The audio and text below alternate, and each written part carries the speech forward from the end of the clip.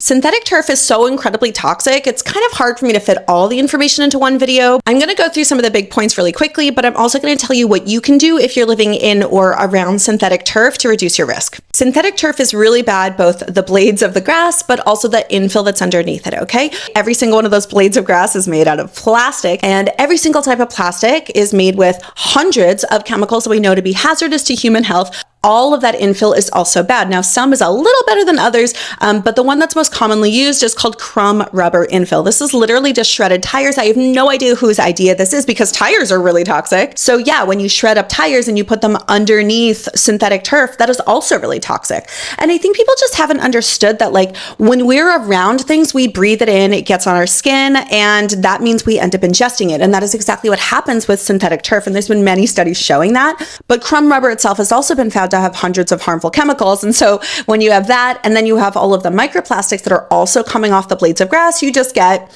a toxic microplastic soup. So the European Union has actually banned microplastics from all synthetic turf going forward, and they have until 2031 to actually switch out all of the current synthetic turf fields. So hundreds of college level soccer players have gotten blood cancers, specifically lymphomas, and most of those were actually goalies because those are the ones that dive for the ball and their face just gets closer to that synthetic turf. One of the chemicals that is found most often on synthetic turf is PFAS. That's a whole group of chemicals known as the toxic forever chemical.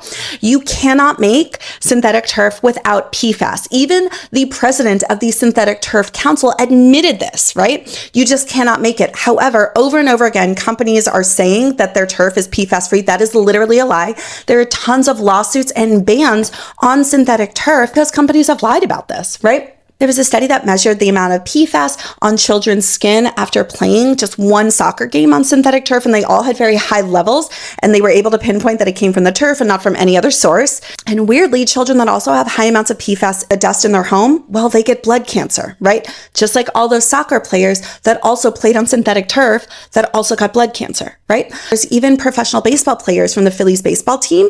They played on one of the very first synthetic turf fields ever. The 6 of those Phillies baseball players all got brain cancer, and their families have been very outspoken and believe that it was the synthetic turf that gave them brain cancer. And then there was just that recent study showing that Norwegian soccer players, they all had a banned substance in their urine after playing on synthetic turf, and it was linked back to, well, the turf. I also just quickly want to mention turf is also more likely to harbor deadly bacteria like MRSA. Turf is more likely to get so hot that you get literally burned. It gets much hotter than regular grass, and so many athletes refuse to play on it.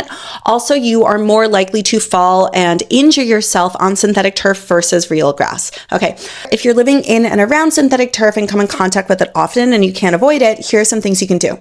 Number one is you don't want to eat in or on the synthetic turf. You really want to limit any hand-to-mouth contact, right? Number two is you want to wash your hands immediately after playing around it.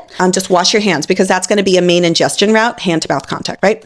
Number three, you want to change your clothes as soon as you leave. Number four, you really want to take off your shoes, any shoes that you used on the turf, and leave them outside your house. And you should be doing this anyway with all your shoes. That's just a really good habit to have.